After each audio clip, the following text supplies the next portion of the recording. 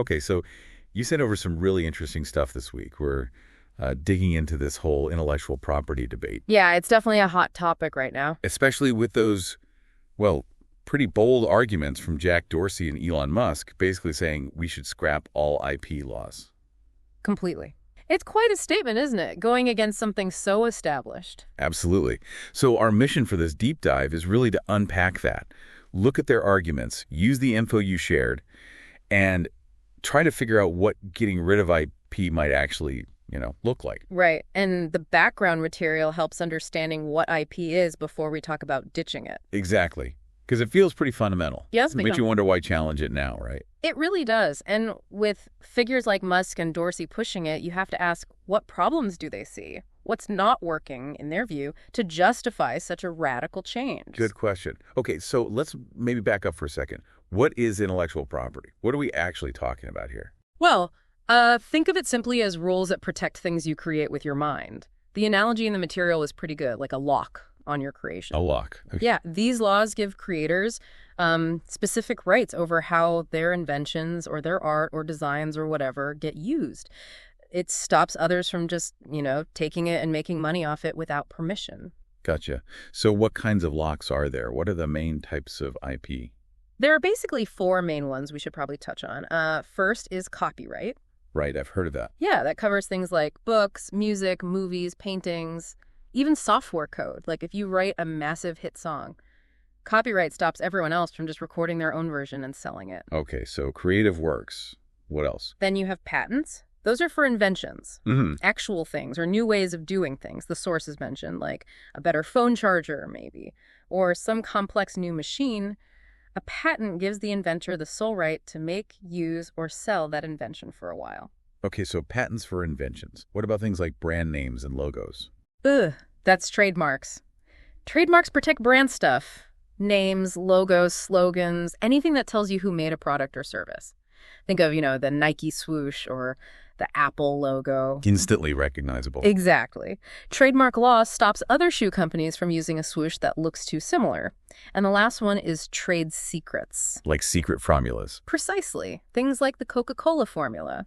It's valuable information a company keeps confidential to get an edge. There's no formal registration like patents or trademarks. The protection comes from keeping it secret. So copyright, patents, trademarks, trade secrets, it all seems to come down to giving creators some control. There's another analogy in the source, something about owning a house you can rent out. How does that fit in? Yeah, that's quite a helpful way to think about the rights you get. If you own a house, you decide who lives there, right? Yeah. How much rent they pay, whether you sell it. Sure. IP rights work similarly for creations. If you have the copyright to a song, you decide if it can be used in a movie and for how much money that's licensing. If you have a patent on, say, that new battery. Right, the fast electric car battery example. Exactly. You could make and sell the batteries yourself, or you could license the patent to, say, Tesla, let them use your tech for a fee, or you could even sell the patent outright. It's about having that legal control over how the creation is used, especially commercially. Okay, that makes the what much clearer. Now, the why.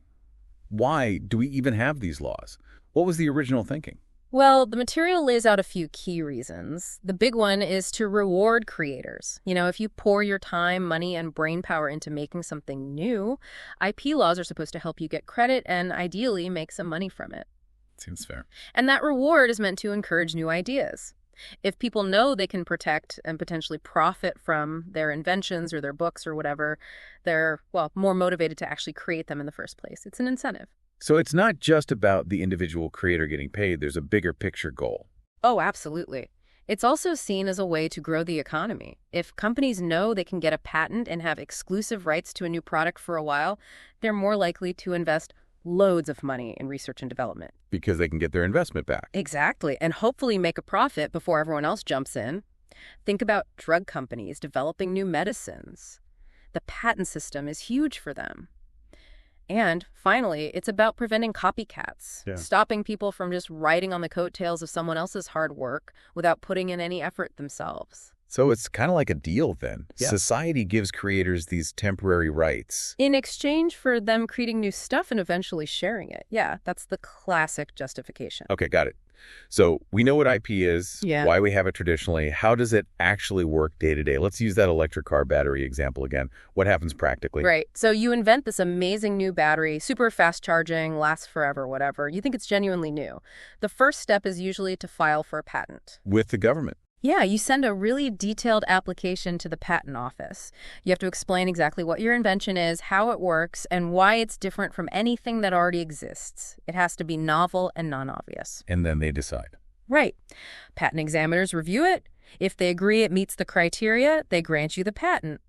And that patent, like we said, gives you exclusive rights, usually for about 20 years from when you first filed. 20 years is a long time in tech. Yeah. So once you have that patent, what are your options? You've got choices. You could start your own company and make and sell these batteries yourself, build a business around it. Okay. Or maybe you don't want to get into manufacturing. You could license the patent. Let other companies, maybe like Tesla or Ford or whoever, use your battery technology in their cars. They'd pay you royalties or a licensing fee. So you make money without making the actual product. Exactly. Or you could just decide not to license it, keep it totally exclusive to your own products, giving you a big competitive edge.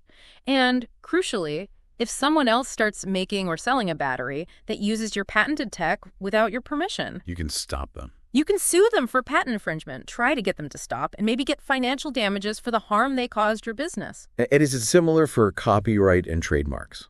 Broadly, yes. In terms of having rights you can enforce, copyright actually kicks in automatically the moment you create something tangible, like writing a story, but registering it makes proving ownership and suing much easier. Copyright lasts a long time, the creator's lifetime, plus usually 70 years. Trademarks can last forever, as long as you keep using the brand name or logo in business and renew the registration. Okay, that sets the stage perfectly. Now the big question. Why are people like Dorsey and Musk saying, let's get rid of all of this? It seems drastic. What's their core argument? It is drastic. And their main argument, based on the material, is that IP laws actually hold back progress. They see these exclusive rights as creating monopolies that block the free exchange of ideas. How so?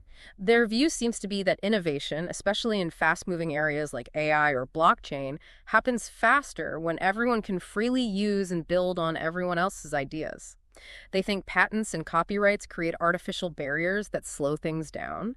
If those barriers were gone, maybe progress would accelerate dramatically. Interesting. So less protection equals faster innovation in their eyes. What else are they saying? Another major point is about who benefits most. They argue that the current system disproportionately favors big companies. Because they have the lawyers and the money. Exactly. Large corporations can afford armies of lawyers to file for tons of patents and then aggressively sue anyone who comes close. Even smaller innovators or startups, it can stifle competition. You know, Musk famously said patents are for the weak. Right, I remember that. That suggests a belief that real strength comes from out-innovating competitors in the market, not from relying on legal shields. They see the system as rigged towards incumbents, not necessarily the best new ideas. And this whole debate seems particularly intense when it comes to AI, doesn't it? Oh, absolutely. It's right at the center of it. Yeah. The sources really highlight this. Think about how AI models are trained from beta. They need massive amounts of data. Books, articles, images, code. Right. And a lot of that material is copyrighted. So you have companies like OpenAI getting sued because their AI allegedly learned from copyrighted works without permission. That sounds like a huge legal headache. It is. And people like Dorsey and Musk might see abolishing IP as a way to just cut through all that.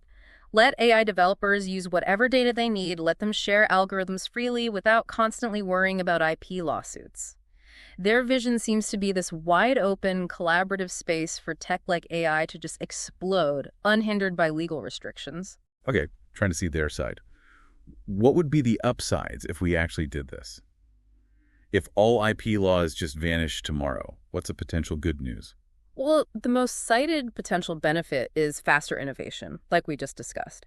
If any company or researcher could immediately take the latest invention, analyze it, improve on it, combine it with other ideas, you could theoretically see progress accelerating across the board. You can see how that might apply to things like medical research or green technology. Definitely, which leads to the second point, more access.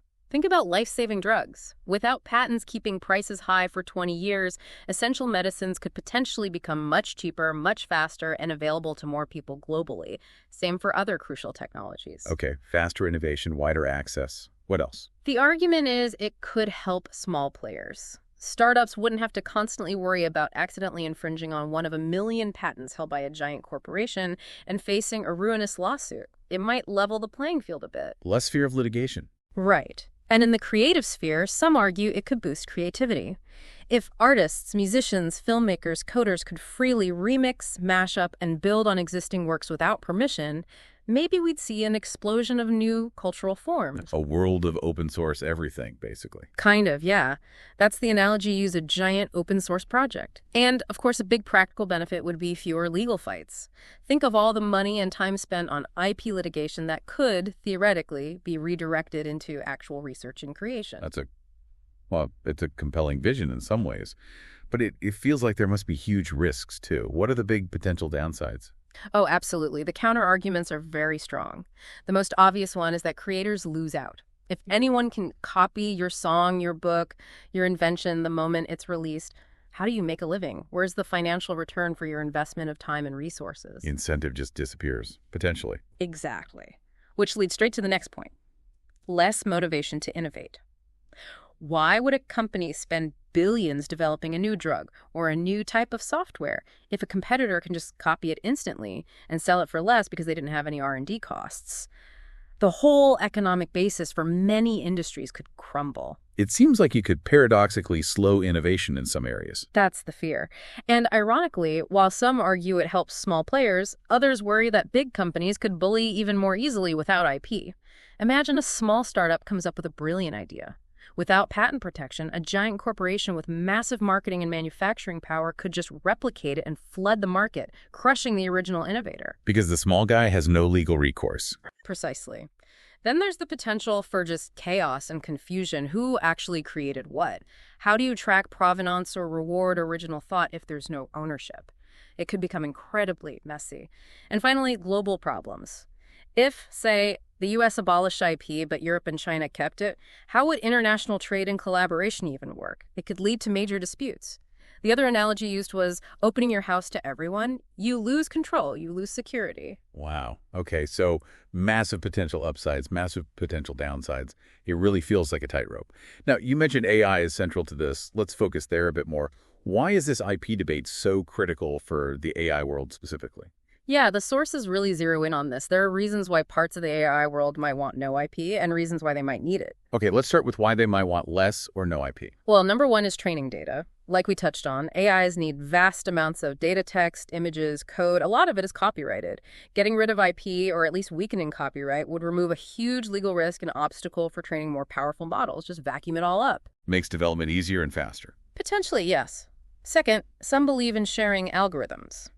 The AI field often has an open source ethos. Abolishing IP could accelerate the sharing of AI code and techniques, letting everyone build on each other's work faster. And third, related to the first point, just avoiding lawsuits.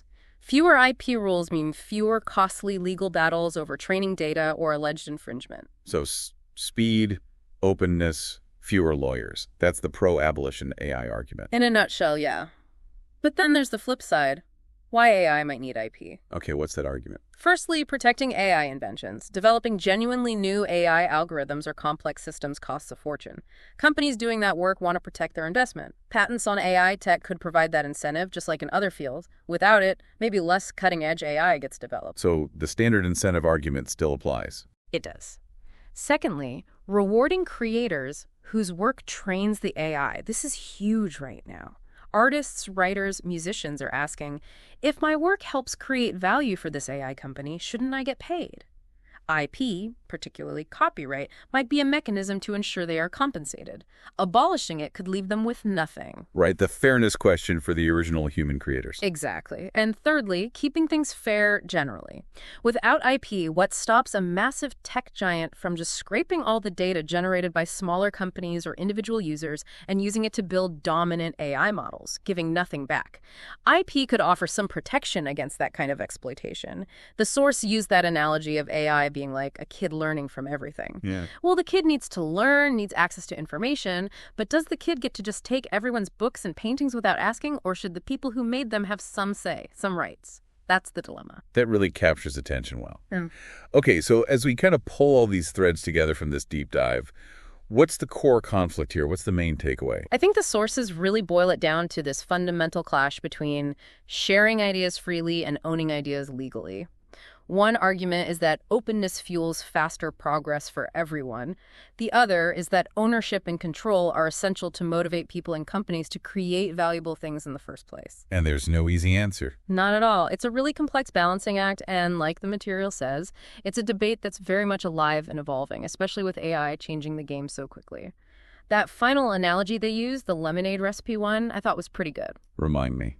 Is it better if everyone shares their lemonade recipes freely, constantly tweaking and improving the world's lemonade? Or do people stop bothering to perfect their amazing secret recipe if they know everyone else will just copy it the next day without giving them any credit or, buying their lemonade? Yeah, that brings it home.